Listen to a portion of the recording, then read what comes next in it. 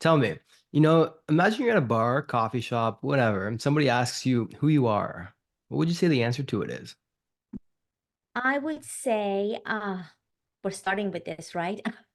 Yeah, bring it on. Good thing I have had some coffee today. I would say I am someone who is making the workforce better for future engineers and current engineering professionals so they can do their best work in the world. Interesting. So what I want to dig in with you is the Yeah. the synergy and the symbiosis between the energy engineering mindset and the entrepreneurial mindset.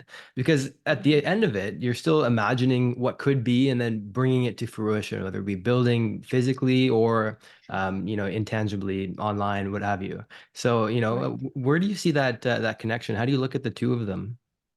I mean, it's great that you bring up entrepreneurial mindset because I work on projects where we are helping engineers in the workforce, right? Within a company, whether it's a startup or a large organization, where they are employees, where you might think about that being the opposite of entrepreneur, to actually cultivate entrepreneurial thinking as they solve problems, build relationships, pitch their ideas, advocate for their approach, so on and so forth. So, and then of course, you have those who might immediately or someday move on, start their own enterprise, become self-employed, like my husband and I have done, and many others. And that is your traditional definition of entrepreneur. So I would say the connection, the intersection is in the thinking. So it's not necessarily how you are operating on a day-to-day basis, your employer versus being self-employed. It is how you think as you solve any given problem. Mm. And when you are in an organization, and we can dive deeper, that thinking takes on a different form because you have to understand the constraints within which you are operating and then perhaps push past them, right? So, in other words, whose quote is it that says you have to understand the rules before you break them or challenge them?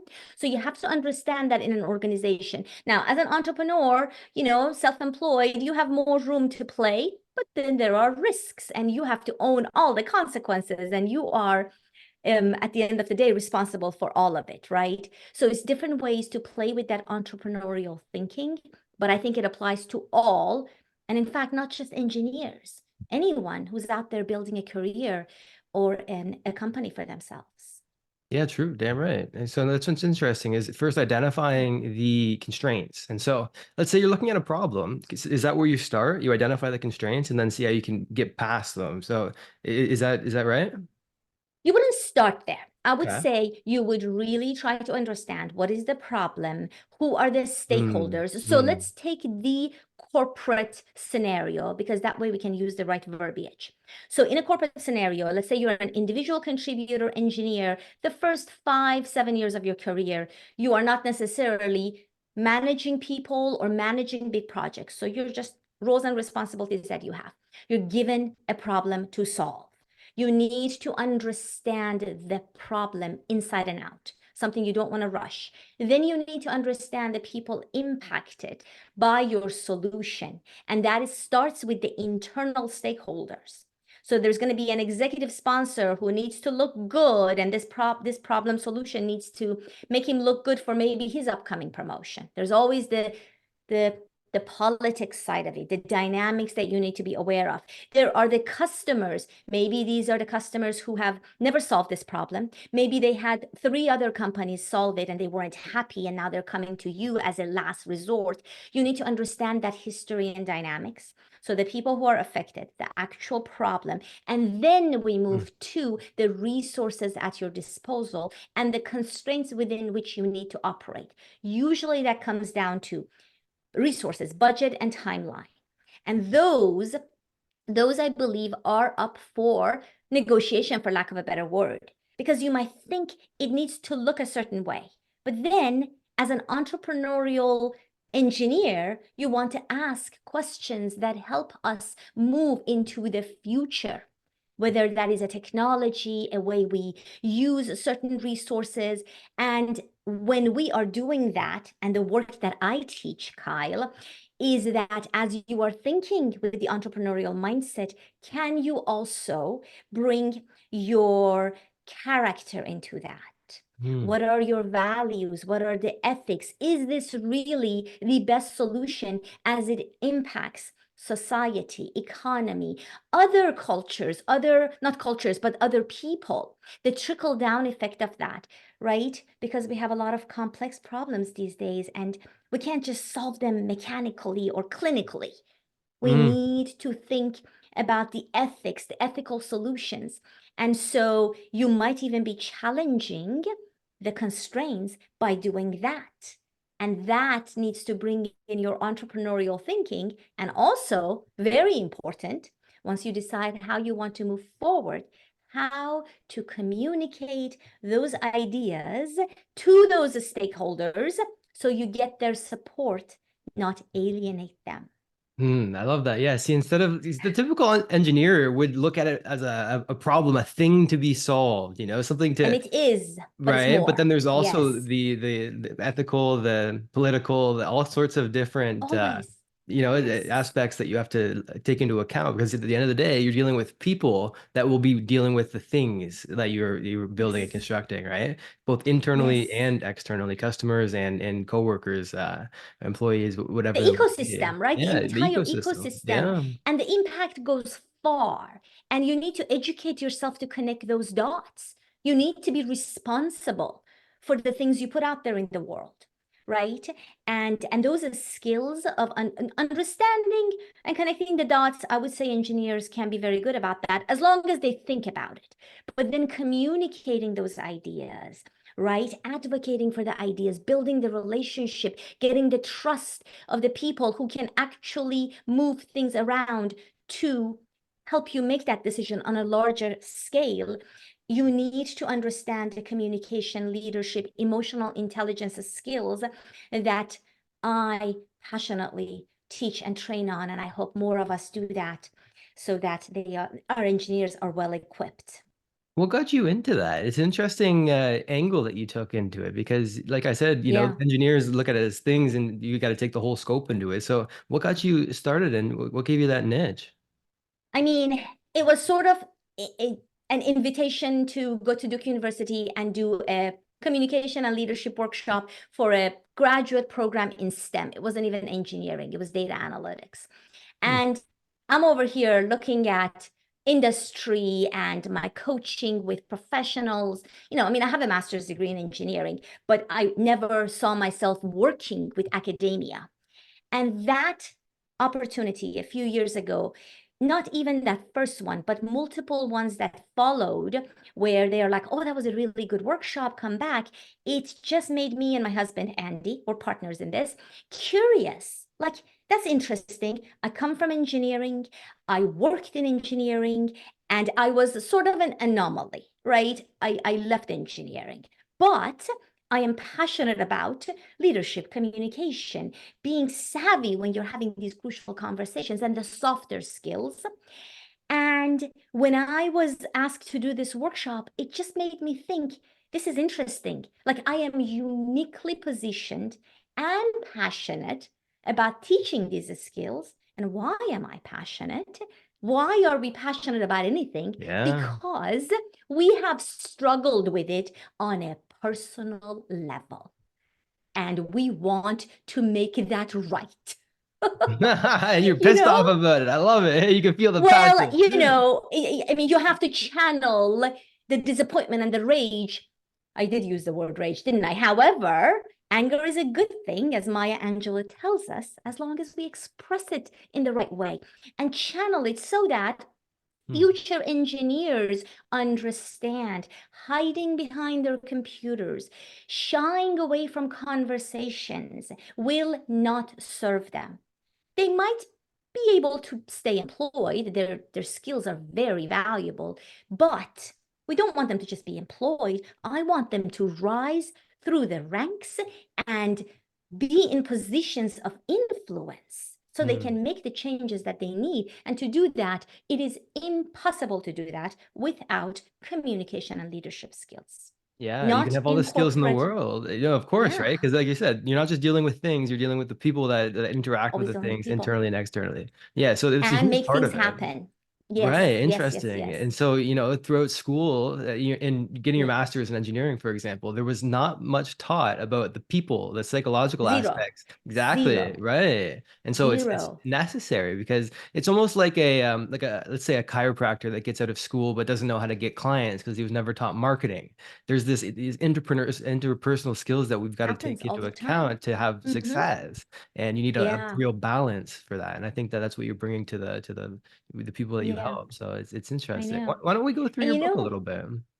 okay, sure. And I was gonna like finish the thought to answer your question of Please. what got us through that, so, into that. So after we engaged a few times, we really became passionate about actively pursuing this, and it's so humbling. But the more I do this work, we just closed our eighth school this morning, actually, a few minutes ago. I'll be Hey, working with the congrats. Cornell Engineering Program.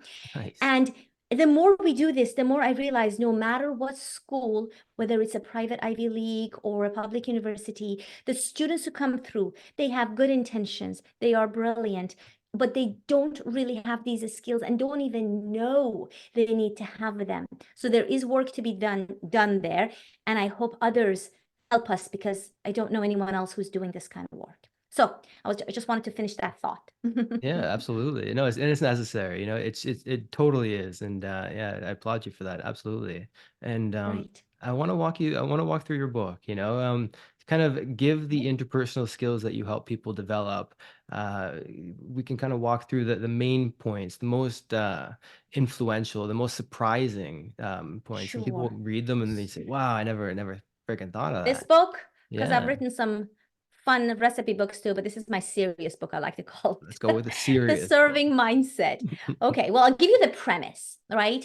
I'll give you the premise. The premise is I don't believe anyone in the world wants to be sold to, even if they are the most eager buyer. You want to buy, but you don't want to be sold to. You know that feeling where you feel someone is driving an agenda to sell you something? And it definitely works. And sales organizations are built on that. And so what? You make people feel uncomfortable. Some people don't like it, what have you. At the end of the day, we need to close the deals. And that works. And the reason that is the premise for my book and finding a better way is because I really struggled with this, again, personal struggle, when I started my company. My husband and I started our company 12, 13 years ago, and we could figure out everything. I mean, technology, logistics, website, and the actual work. I was coaching, I was creating online digital programs. You figure it out. But the part that I really struggled with was selling, which you have to do, but how it made me feel. And it was really hard. And I've followed all the traditional selling techniques, which again work. But I felt like I was missing something and I didn't want to operate that way because I left my job so that I didn't have those feelings of angst and inner conflict because I want to be aligned to my values as I go through life. So the serving mindset says there is a better way and you can serve powerfully. Put people before profit. Doesn't mean you don't make profit. Put people before profit, but still drive at your goals, at your high prices. And I never advocate pricing yourself low because actually that hurts everyone. Pricing appropriately. And so it's a different approach. Like I'm doing a whole 1 day training on negotiation aspect of the serving mindset. How do you think differently about your prospect, about this opportunity, and understand your goals, your interests, and theirs? And then how do you come together from a serving mindset perspective and drive an extremely powerful conversation, negotiation, whatever the case may be? So it's a different approach. And I like to think I operate by that. And I have had some success with that. Well, I'd like to think I have good success with that. And it's my principle. And I still find myself, Kyle, going in that scarcity mindset of, I have to close this, I have to get this. And it's my husband, I have to admit, that says, wait a minute. Okay, you're not walking your talk right now. I don't like this. Go back to the serving mindset. So it's hard for those of us who are very driven, but I really believe this builds the long-term momentum that you need, especially if you want a sustainable business, like for years and decades. So You need that balance, right? It's about that yeah. instead of Uh-huh. trying to sell somebody, aligning your interests, like the way you put that is coming together. And really the picture that comes to mind is bringing them on your side of the cash register, for example, you I know? use that, or the table, the proverbial table, Yeah, and looking exactly. at I love that. Yes, yes. And when you And- do that, something shifts in the mm, dynamics of the conversation.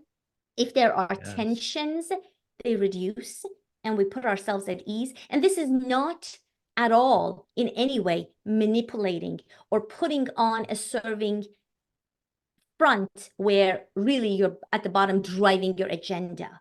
And people can sense that. Are you really authentic and Yeah. genuine? You know, and I have had some big success in terms of numbers, right? Because everyone challenges you. Well, at the end of the day, I have to close so many deals. Well, right. And you have your approach, but there's a reason you might be curious about something else. And I believe you can even drive higher value and higher prices because you are really focused on the people. You are really focused on the trust.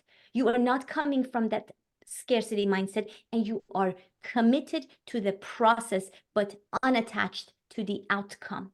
Do you know what I mean? Ah, that's it. That's exactly it. Yes. And then there's a That spiritual component to distinction. that too. Huge. Yeah. That is Yes, it. you Exactly. get it. A hundred I know, percent. Yeah, no, no. And like right? that's huge. In the Bhagavad Gita, they talk about doing it for, and this goes to sales as well, exactly what you were talking about, doing it Yes. for the thing itself, not the end result of it. Yes. And when you truly go into a sales situation or any interpersonal situation with that mindset, it shifts everything. But the question Yes. is, it's difficult for some people to do that because at the end of the Sure. day, they do want that result. So Yes. it's again about the balance. How do you make that switch? You say that when you bring them on your side of the Yeah. proverbial table, you can Mhm. feel the energy changes, the tensions go down, everything Yes. is Yes. copacetic all of a sudden. How do you make You that know, change internally? What do you do? internally. I mean, what I would advocate, I never try to persuade anyone to do it differently. The reason somebody might pick up this book or come to this training I'm doing, the negotiation one, is because there is a curiosity aspect of, oh, I wonder what's out there. I wonder if I could do things better, differently. So you have to have this much of an open mind to at least accept a new idea. And I would never ask them to change their entire process and approach completely, right? I want them to really do be curious. And what does that mean? That means that you try one idea that I give you. For instance, in the way you set up your starting conversation, in the energy and the tone of voice and the demeanor that you bring, instead of like being here, you lean back. Hey, I hope you're enjoying the podcast, and I want to let you know that I've got a free book that you can get if you want to tap into more of these resources. And you can get that for free at kylesbook.com. Back to the podcast.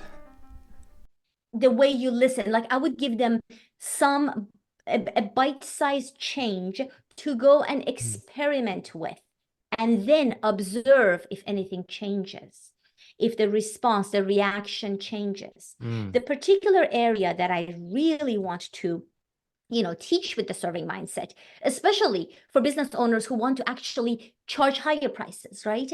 I argue you want to do that. You need to navigate the objections, the reservations, the hesitations, that part where we have put our deals or proposals, so to speak, on the table. And then that's not going to work for me. That part of it doesn't work for me, right? The objections. And what do we normally do? We normally get uncomfortable and we want to rush through that. If nothing comes up, we are so relieved. And I would have them do the opposite. I Yes. would have them slow down when, for instance, I propose something to you and you're like, And that's all you say. And I'm like, Kyle, let's just slow down here. I Mm, feel you have a reservation. I want to understand what that might be. Talk to me about that. And if you say, that's good, I'll get back to you. I'm like, hold on a minute. Let me elicit those unvoiced objections. mm, Because if we talk about it now, I have an opportunity to hear you and, with your permission, to address it. Whereas if you rush through it because you're uncomfortable to say, this is too high, this is too, I don't know, whatever the objection is, you go off, you figure it out on your own. And usually you're like, oh, that's too much. I'm going to get someone else. And a lot of people come down to price because they don't understand how to really think about the overall value. And I haven't really played a role there. And I have actually caused a disadvantage for myself. And I speak from personal experience countless times, right? Where mhm, I would just not be involved because I'm uncomfortable to receive an objection. Oh my God, I feel rejected. That's so personal. I am embarrassed. Maybe I charge too much, whatever. And then we lose, first of all, we don't focus on our prospect anymore. We make it about ourselves. mm, And we are no longer present. mm. And the trust is not forming. Now we're like talking over each other and trying to get off the phone. And unless you have that real connection, those real, really good, important, high value business connections, business agreements, they don't happen when you're rushed and when you don't fully trust me and I don't trust you. And so a lot happens when we slow down. And so the objections chapter and the work that I teach around that, I feel that can be a game changer and refreshing for those who feel uncomfortable around that. And it's good for you to be a little uncomfortable and still have the conversation. It's a skill. Yeah. Otherwise, Oh, if it goes unvoiced, the discomfort is still there. It just wasn't taken yes, care of, right? exactly. And I love the word that you used for it is reservations because that Yes, implies value. For example, if you book a hotel, you make a reservation, so there's, right. there's a good language positioning for it because if you say objection or what's wrong, then they start looking for what's wrong and then it can position Sure. frame the whole Or situation differently. hesitation. Hesitation, Or yeah, because that implies that there is a way over yeah, it. I love it. Yeah, yeah, it's yeah. interesting. Or pause, right? We're pausing and we're gonna move forward, right? So good. Well, did I share enough with you? What else would you like to hear? It's interesting because to be aware that they have a reservation, you've got to be hyper in tune with how they are reacting, what Yes, their energy is, micro expressions. There's a lot of things you've got to be aware of. And for all of that, sure. you've got to be outside of yourself to be able to observe it.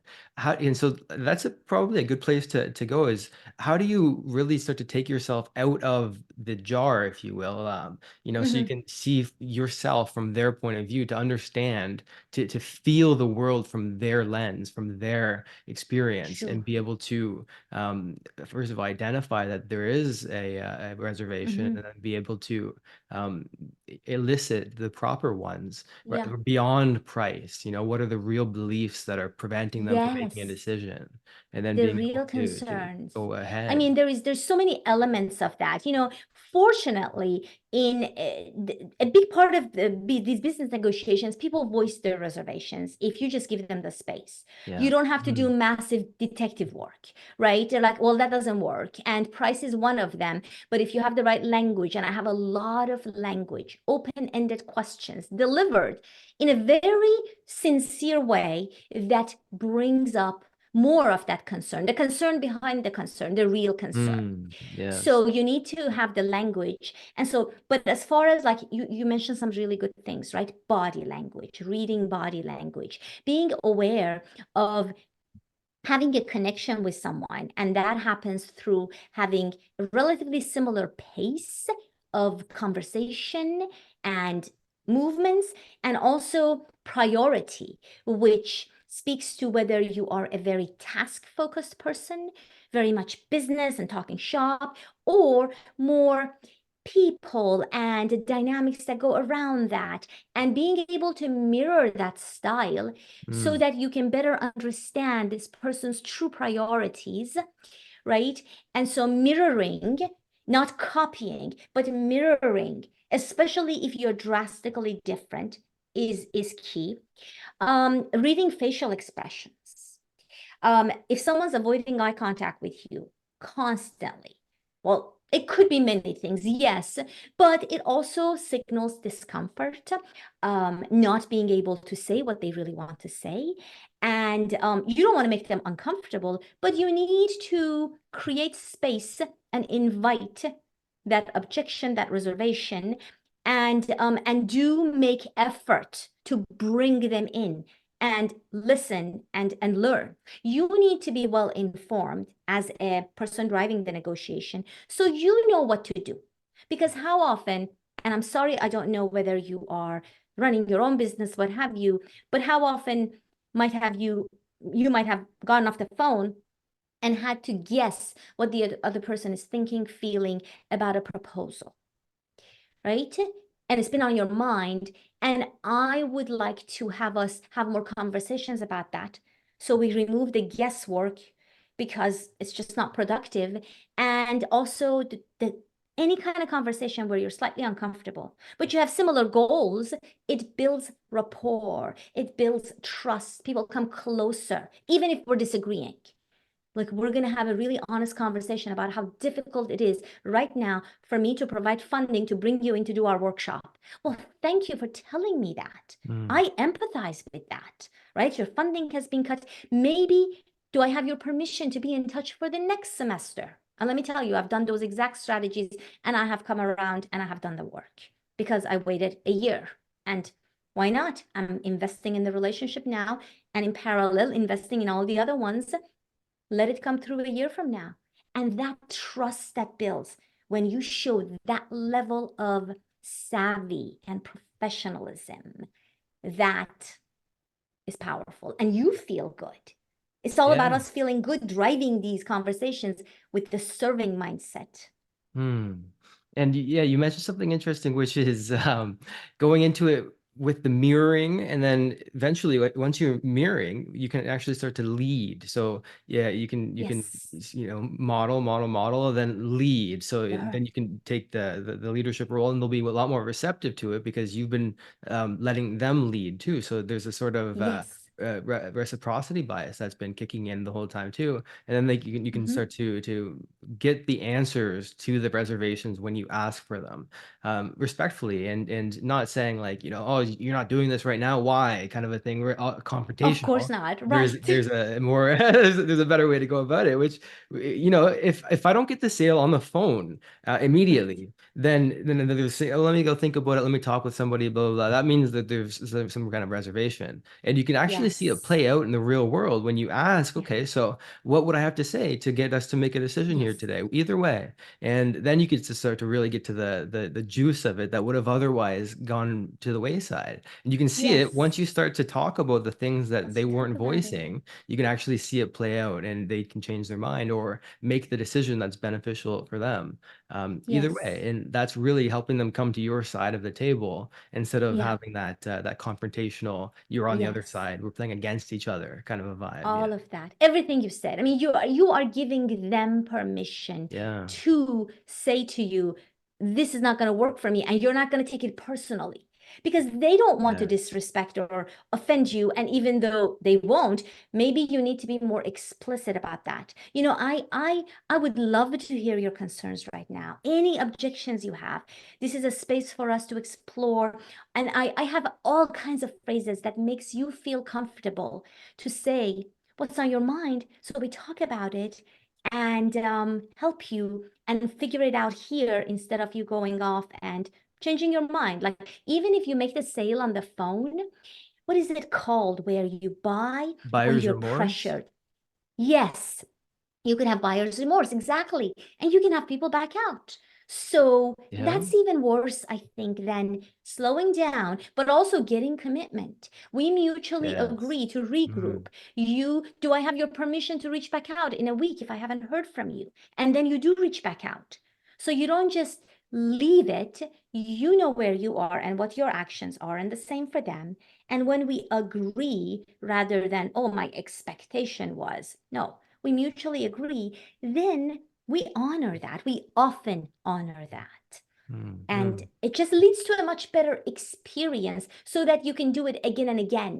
Because if you come to resent this part of your business, then you don't do it. And then what happens if you're not, creating revenue? Well, we know what happens. So we want to keep you in business if you are those entrepreneurs listening. It's interesting that because you've got an engineering background, which is very thing oriented, yet the conversation's been all about people oriented, two No, I very, use my engineering skills. Let me tell you, oh, I tell me. problem solve.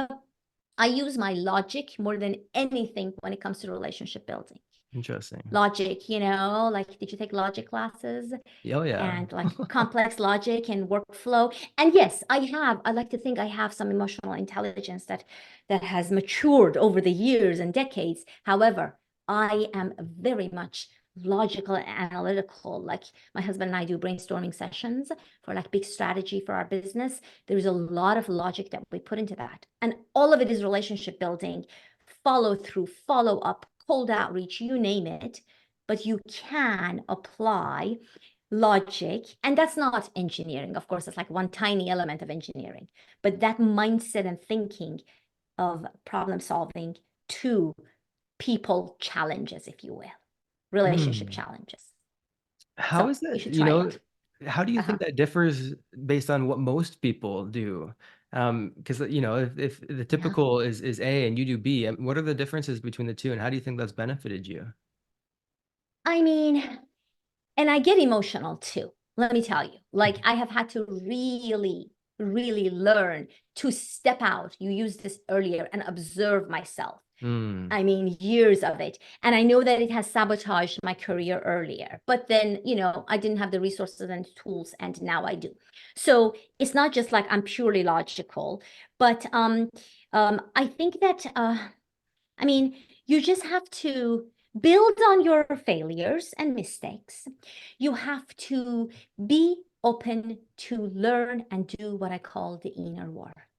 The inner work, which means not working on your business or out there, but working on your own maturity through life. And I learn, like I journal at length about relationships that have gone awry. And this could be anything. It could be my personal life, professional life, friendships, family. And I really journal. And like, I have to admit, I was behaving in a way that I'm not going to behave that way in the future. That relationship is not going to work. And that's using logic, right? And I have to choose to change. And so I do that with my fitness and wellness. I Hmm. mean, I am fanatic about fitness and wellness. It is a problem, but a good one. And you can't imagine how much I have had to really think through that because working harder doesn't work. What works? And I don't want to go get a master's degree in nutrition, okay? But I do need to solve the problem so I can stay fit for decades.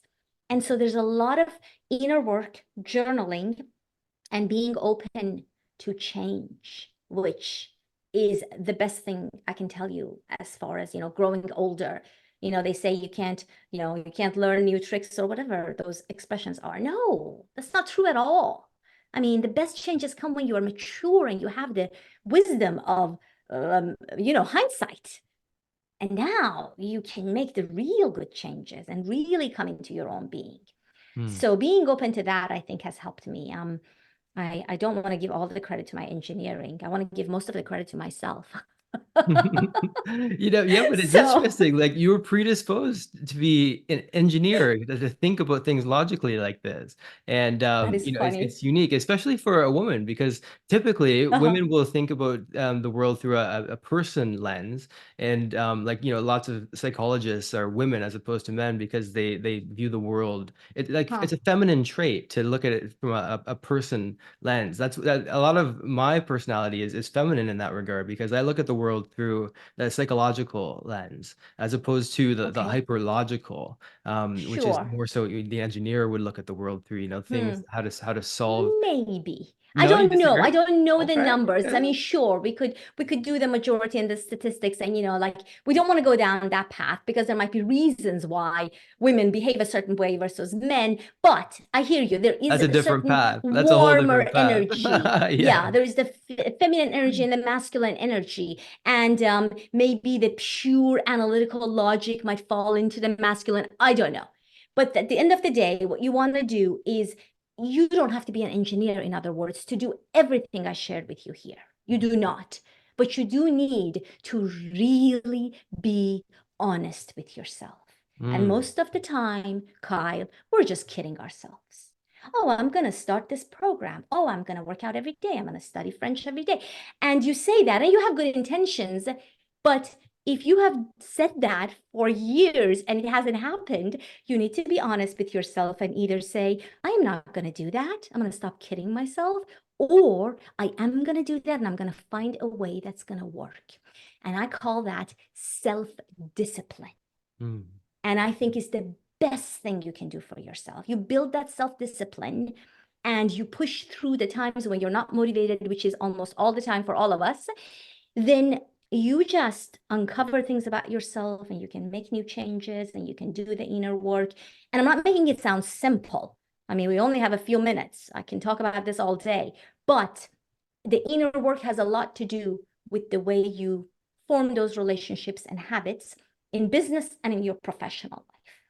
And it's all And it takes one. time And, too. and what you're talking about it all being one as opposed to different Yes. departments that you look at individually. At the end of the day, Stop it's all one compartmentalizing. big It's game. all connected. Yeah. If I don't feel great in my body, if I haven't fasted, and I always do my work, I do long fasts every day, but I can't show up and do this negotiation training that's coming up next week if I'm not as well as I can. So it's all connected. If I don't feel good in my relationship with my husband, I have to resolve that before I can really focus on doing a workshop. Hmm. And and those connections exist for all of us. You cannot compartmentalize and still do your absolute best, like be fully present. And it's Right. hard, It right? We is, have so much going it's on. a very good point. Analogy Yeah. that comes to mind is you can use the river analogy where all the rivers flow into the oceans.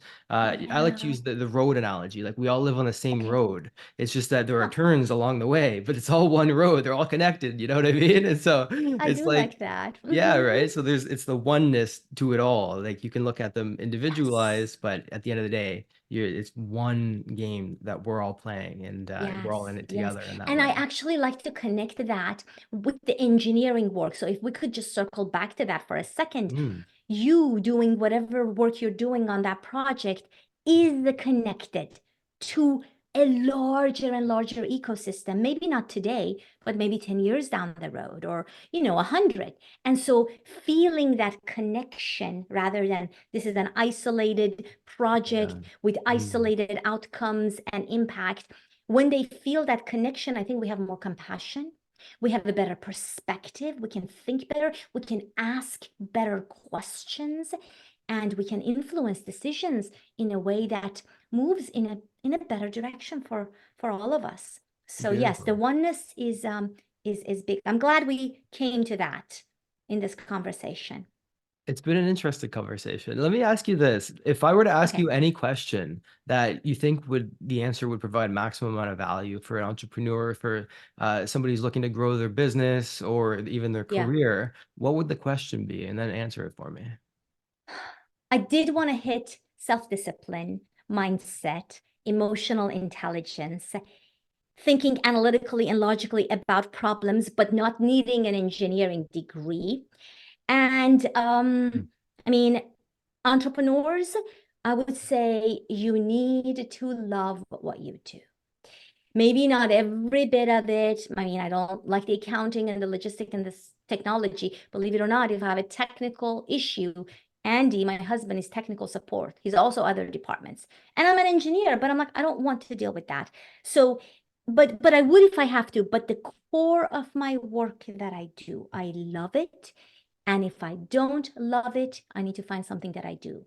So Mm. understanding the the non-negotiable is you gotta love it, right? You gotta love the work that you do. Otherwise, you can, maybe go get a job. And I say that not dispassionately. I say that because the only way you can do great work is if you love it, right? If you're like Yeah. struggling through it, pushing through it. And I'm not talking about learning curves. I'm talking about how it makes you feel, right? And the definition of work that we love versus work that we don't love, one definition is pay attention to your energy. And if you are exhausted and drained, you are not doing the right work. But if you are exhausted and still energized and Mm. still on a high, on a very good high, that means you are doing the right work. I mean, I am so exhausted after a half a day of training. I can't talk. No talking. Nobody talk to me. Turn off all the sounds. But I am still happy and satisfied. And I will do it all over again the next day as long as I get my rest. So Mm. knowing that about yourself, I think that will help you be an entrepreneur for life. And again, it So takes that self-awareness that you're talking about, because yeah. and it, it seems obvious, like, okay, yeah, of Mhm. course we can look at it, but in practice, sometimes it's more difficult for some people That to muscle. acknowledge how they're feeling, Yes. and to, because it takes some real connection with yourself to be able to make these Yes. connections externally. And it is an Yes. interesting, fascinating balance there And too. So pause and make yes. yourself pause Mm, and really say, wait a minute, what did I do or say, or how did I behave, mm. and why? What is that emotion in me? Is it coming from anger? Is it coming from a scarcity? And you just learn so much about yourself, and people feel that shift in your energy. Wow, So yeah, I don't yeah. know how we're doing on time, so you tell me.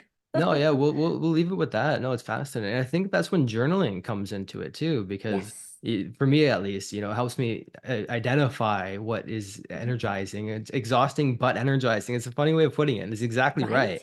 You can be Because both, it can right? be both. Mhm. Exactly. Same as a good Yeah. workout. You're exhausted afterward, yet Yes, you've got more energy than before you started. It's a weird thing. Same exactly. same thing, right? So Yep. yeah, I think that's a beautiful place to leave it. Is there anything else you want to add before we kick this off here? No, I think we've covered some good ground. I wish everyone here a wonderful journey on whether they are in their professional, in a company or in their own enterprise. And thank you for the work that you do with your podcast. Oh, I appreciate it. No, Yeah, seriously, thank you. And yeah, we'll keep in touch. Thank you very much. I'd like to do another episode with you. I feel like we have a lot more to touch on, so we can. I'll sure. keep in touch with you in the future. We can schedule something in. Yeah. Yeah, wonderful, wonderful. I welcome it. Thank you, Kyle. Thank you, everyone, for listening. I hope you found value in what we shared. Awesome. Cheers. I'll talk with you soon. Bye. Bye bye. All right. I hope you enjoyed that podcast episode. And if you want to get a free copy of my book, go to kylesbook.com and you can get a copy there. I'll talk with you soon.